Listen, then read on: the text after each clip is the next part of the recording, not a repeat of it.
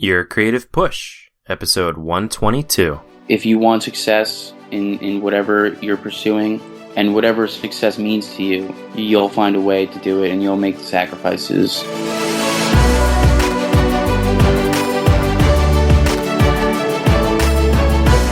Welcome to Your Creative Push, the podcast that pushes you to pursue your creative passions. I'm your host, Youngman Brown, and my guest today is Russ Lascala. Russ, aka Swell Visuals, is a New York-based wave photographer. You can find him swimming in the ocean year-round, mostly during sunup or sundown. One day, Russ found himself awestruck by the movement of the ocean, and he wanted to somehow ignite that same feeling in others, which then led him to the camera. From then on, it has been an ever-changing and improving outlet to show people the beauty that this planet offers. And Russ, man, I gotta say that you're doing exactly that. When I first saw your Instagram feed, I just kind of sat awestruck for, 20 or 30 minutes, just mesmerized, just scrolling through it. So you are definitely accomplishing that goal, sir. Thank you, young man. I really appreciate that, and that's really how it started. I was, out there in the water, just awestruck by the beauty and the magnificence of everything, that I kind of wanted to capture that and keep it so I could share that with others. Absolutely. It's like documenting like a piece of yourself, I guess. Yeah, because it's what you see with your eyes and you're kind of taking that and putting it into like digital form. Well, can you take us back to that first day, the day that you went out in the water and took that first shot? How did that go? I was out there riding waves. I was kind of getting into photography at the time, so I decided to grab like the GoPro that I had at the moment, and I was out with my brother, and we were swimming around, and I was trying to get a shot of him in a wave, and I was also trying to get like whatever shot I could come up with. And I remember I thought I got a good shot, and I went back to my computer that day, and the picture popped up on the screen, and I was just like, did I really capture that? And I was just completely mesmerized by it, and I ended up getting a picture of my brother getting barreled at the same day, and that was like something that really inspired me to keep going with it and seeing how much more I could improve with it.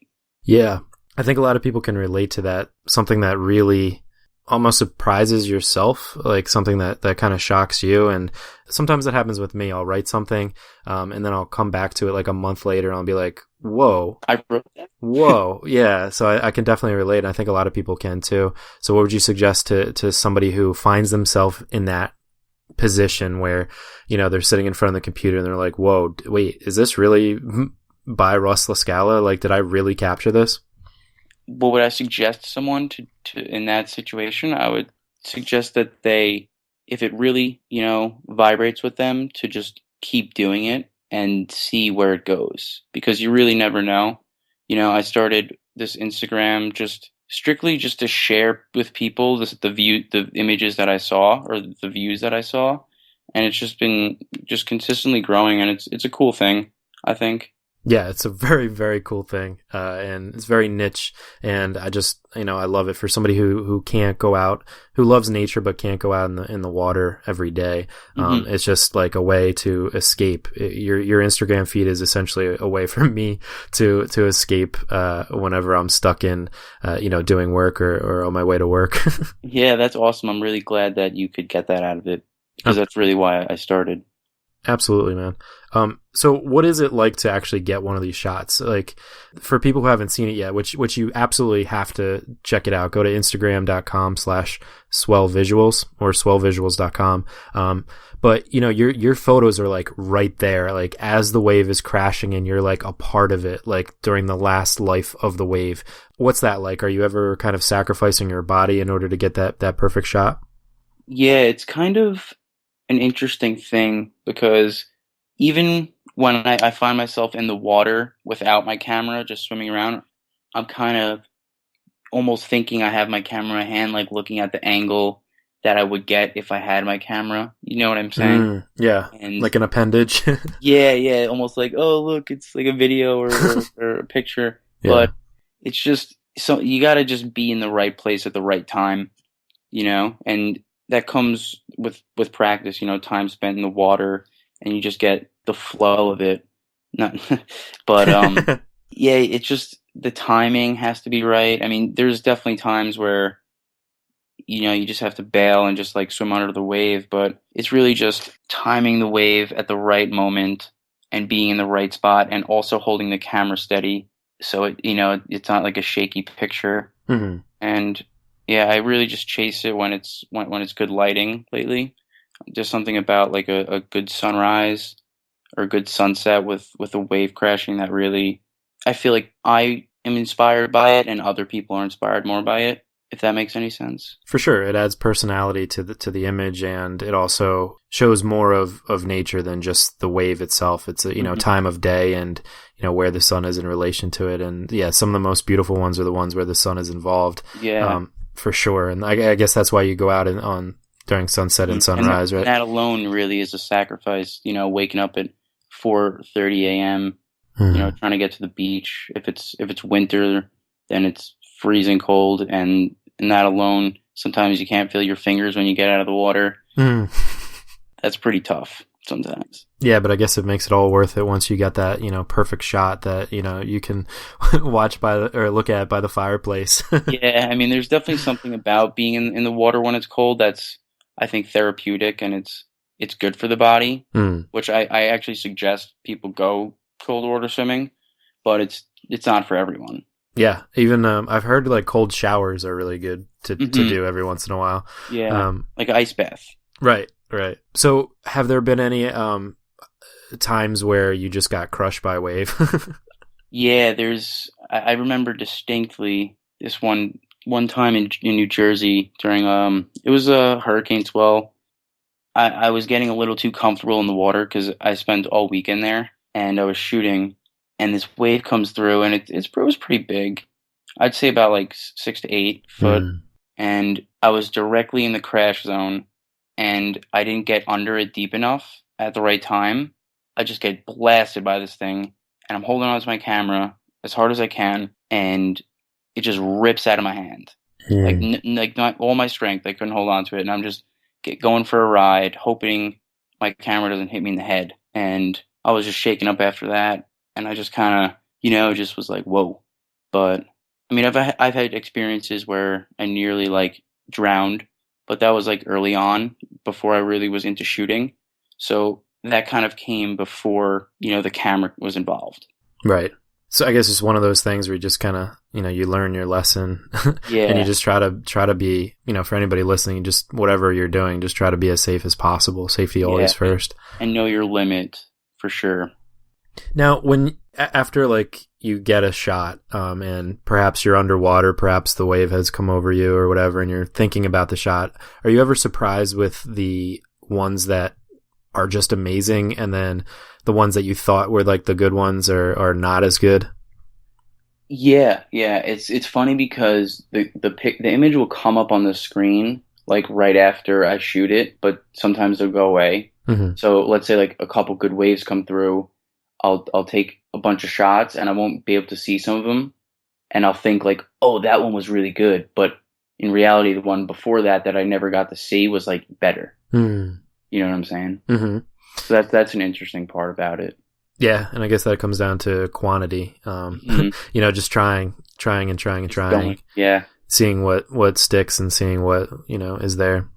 Are there any other difficulties that come from, going out in the water and just physically trying to get those shots, aside from dealing with the elements, dealing with the cold, dealing with the weather, and dealing with the waves themselves? Are there any other things that, maybe hold you back? Well, I would say it's not every day that there's good waves and good light. So if you were just to be an artist and write or draw or do something, you could kind of do that whenever you want. But with this, it's kind of, you have to look at the reports, look at what the weather is going to be like and see if it's going to be a good day for good lighting with a good curling wave. And it also, like with work, having to work like a full-time job and also try to get out there during sunrise or at the end of the day at sunset and still kind of have obligations. That's kind of tough. Yeah, that's a big part of this show, is the everyday obligations of of life of a job that isn't part of your creative passion. So what's that like for you when you're there?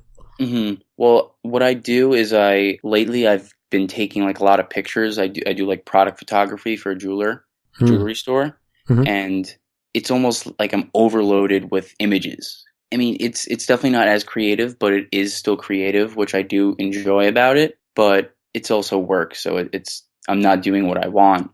It's just tough sometimes. I'll wake up, take photos in the morning, go through about 500 photos, and then go to work and do the same thing, and it almost makes me not want to shoot photos. You know what I mean? When you're doing it for like 8 hours a day, and that's kind of a tough situation. But you just have to keep going because it's really all I got. For sure. Yeah, that can be a tough thing, I think, for people when they try to incorporate something that they love into their job. Yeah, like for writing, like I like to be a creative writer, but I know that I could not like have a job where I'm copywriting or like doing something like that. It would just kill me, I think, because you can't express yourself. Sorry. Yeah, no, I always thought that I was into taking photos, and I always thought, wow, it would be sick to, get a job taking photos. I feel like I would really enjoy that. But then when I first started working, I almost didn't want to take photos when I got home, because I was doing it all day already, editing photos, and it still is kind of like that, but I kind of just have to accept it for what it is and like look at the positives in it. Yeah. It's like you were saying before, you even if you are doing the thing that you might be good at, it doesn't necessarily, that you're good at and doing that for your job. It doesn't necessarily mean that that's going to be fulfilling for your, creative endeavors, Like you were saying before, you have to do something that vibrates with you, that's something that just like really just excites you. Yeah. Like I don't get excited taking a picture of a diamond ring. But, you don't? But when a huge wave is coming at me with a beautiful sun going through it, that really excites me. Right. Yeah. You get back to just like instincts and just, yeah. Yeah. I think that's like a really important lesson for anybody listening, that thing that just really excites you, just go for it. Yeah, I agree.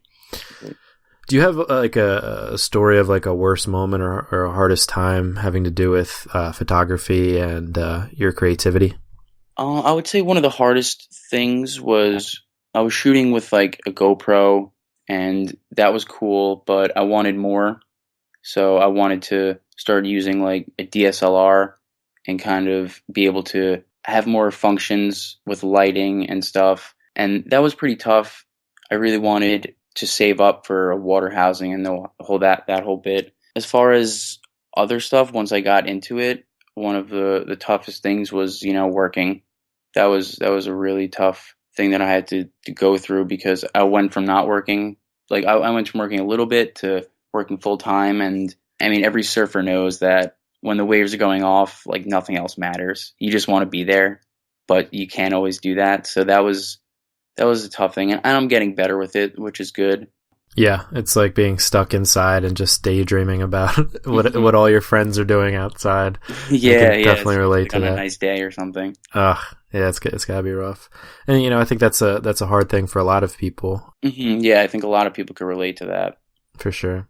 On the flip side, do you have like a best moment or a most triumphant creative moment? I would say the best moment would be the day I saved up and I got my water housing for my camera, because that was something that really changed the whole. I remember the first day I went out with it, I was shooting. I didn't really know much about it, but I was learning. And I was just like, this is completely different than the GoPro. It was just such a game changer. And I was like, I just thought that I could be so much more creative with this, in forms of like making a blurry image or a really clear image or zooming more. And it was just it was a game changer for sure. And then what did that allow you to do from that point on with the quality of the photographs?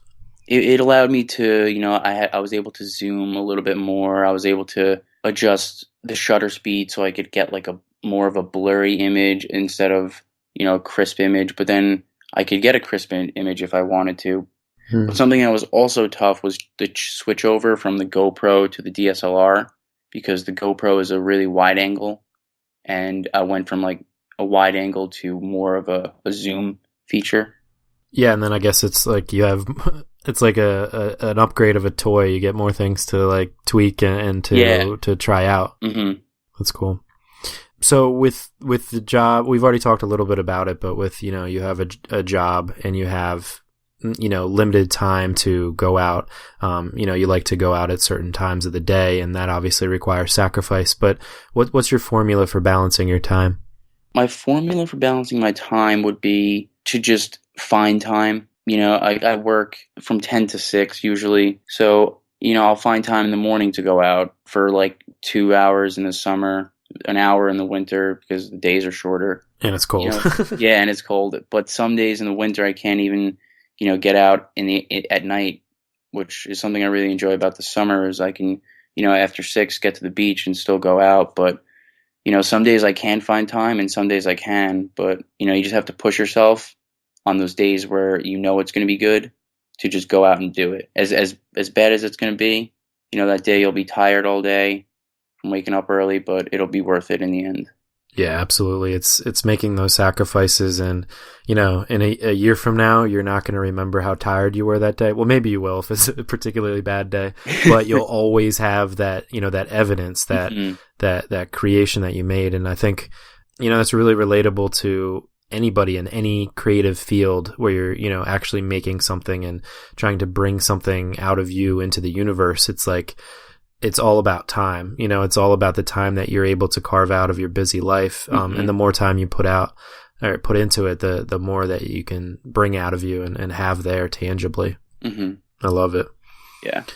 So Russ, what would you say that art and creativity brings to your life? It brings a passion for life, and it brings a challenge as well as something to push me to get better in. It's something almost words can't explain, but it's something just that feels right. Mm-hmm. If it didn't feel good or it didn't feel right, I wouldn't be doing it. So it definitely makes me feel just good, that I could share this with people. I want to just, have people appreciate nature more, kind of protect it and just see it for what it is, see the beauty around them. Mm.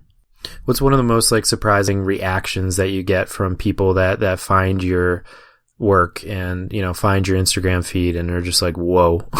That's a good question. Lately I've been getting a lot of just feedback on it. This lady told me today, she said something along the lines of, I wish I can get to the beach, but I can, so I'll just live through your lens. And I thought that was cool. And so even some of the more interesting ones are from people around me. I saw you posting those pictures and I wasn't sure if they were yours or if you were just getting them from the computer. And then someone told me that they were yours and I was like, how is that even New York? I didn't even think New York looked like that, and I live here. Yeah. That's one of the coolest parts about it too, because when I saw your feed, that was a similar thought that I had. I was like, wow, this guy's so lucky. He gets to travel the world and get, sunrises from just different places in the world and surfing or, checking out the water and all the the greatest locations on Earth. But knowing that it's just in New York, and I think that's a really important lesson for people that there's some beautiful stuff right around you. You don't have to travel. Mm-hmm. Travel is great, but you don't have to travel far to find the beauty of nature, which is, kind of your mission statement, which is, so bravo to you for doing that, man. Yeah, it's definitely an awesome thing. I think that it's good to know what's in your backyard and appreciate it for what it is. And for me, taking photos really made me appreciate my backyard. I just really appreciate just everything around me more. Absolutely, man. You're essentially taking photos of the same thing over and over again, even though each one of them definitely has their own identity and their own beauty. Do you ever find some sort of resistance from, essentially doing the same thing over and over again? Yeah, I do sometimes find a resistance with it, doing the same thing. I generally take photos in the same location, and a lot of the landscape of where I'm at is the same. But it's weird that I'm taking photos of the same thing every time, yet all the images are just so different when you really look at them. And I almost kind of have a connection with each one. If it's a really good day or or one of the images are really good, I'll remember the specific day that it was on. Sometimes I'll remember the date or the time it was, if it was like a really good day. But I was actually talking to my cousin the other day, and he was saying, how do you know what images you post? Like, do you have a folder that or posted images and not? And I was just like, no, I never really thought of that. You know, I have about 800 pictures on my account, and for some reason, I just know which ones I posted and which ones I didn't, just because I guess I have that kind of connection because I was there and I really experienced it. Yeah, absolutely. It's like it's like a mother, like an animal that has like a lot of like babies, but can differentiate them. Even though we're like the same, but they all look the same to us, but yeah, you know the difference. Yeah, that's really funny, actually. It's true though, like, and I really like what you said about, you know, knowing the day, if it was a good day, or even remembering the date. I think, I don't know, a lot of times in a creative person's mind, it's like they're your babies, you know, the things that you create, and it's almost like there's like a timestamp on it in your brain. You know, you can remember the smells of that day. You can remember like all these memories that are attached to it, like what you were thinking, what you were going through that day. And I think that's one of the coolest parts about, you know, being a creative person and creating so much output, is that even if you are doing what is kind of the same thing, it's so different. And I guess it's just trying to find the differences and bring out those differences every day.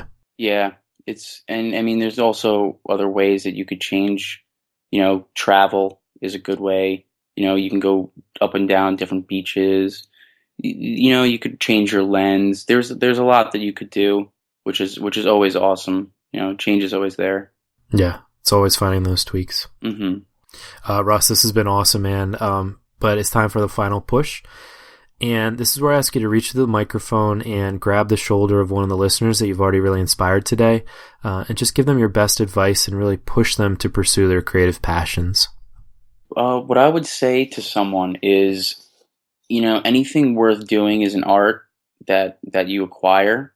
So just go out there and pursue anything that vibrates with you, or that you really feel good when you create it. And if you want to do it, you'll find a way to get it done.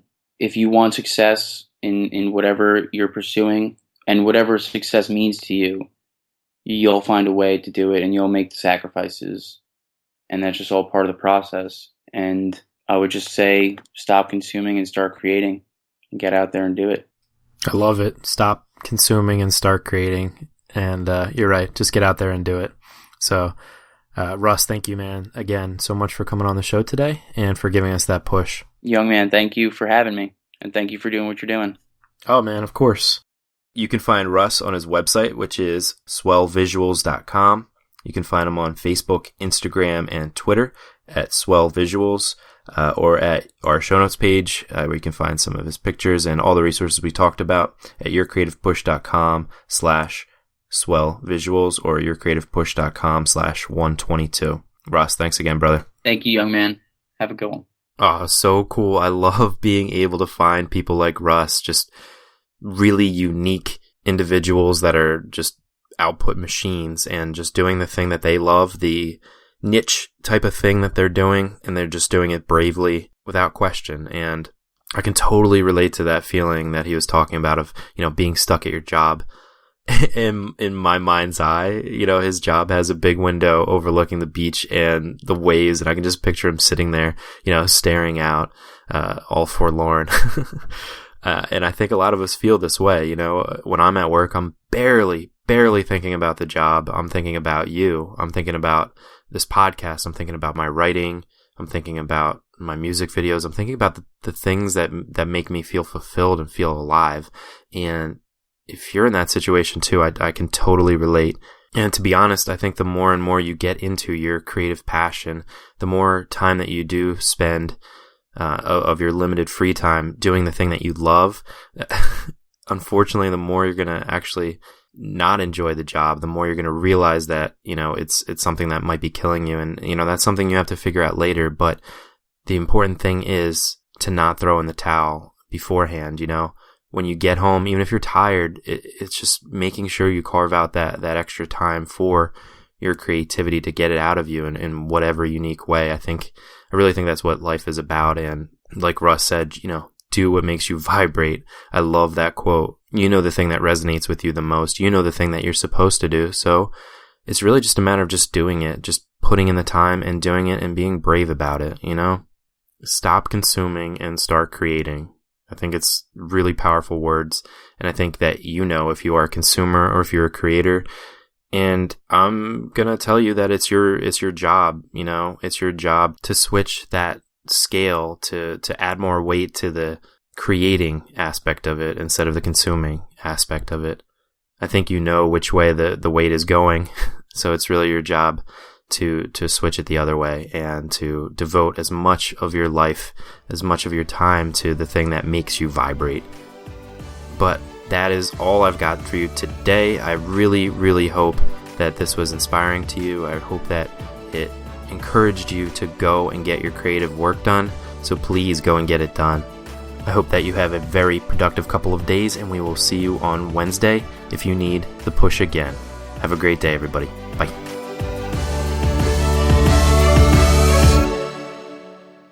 Never miss a push. Head to yourcreativepush.com/subscribe to find the easiest way for you to subscribe to the podcast.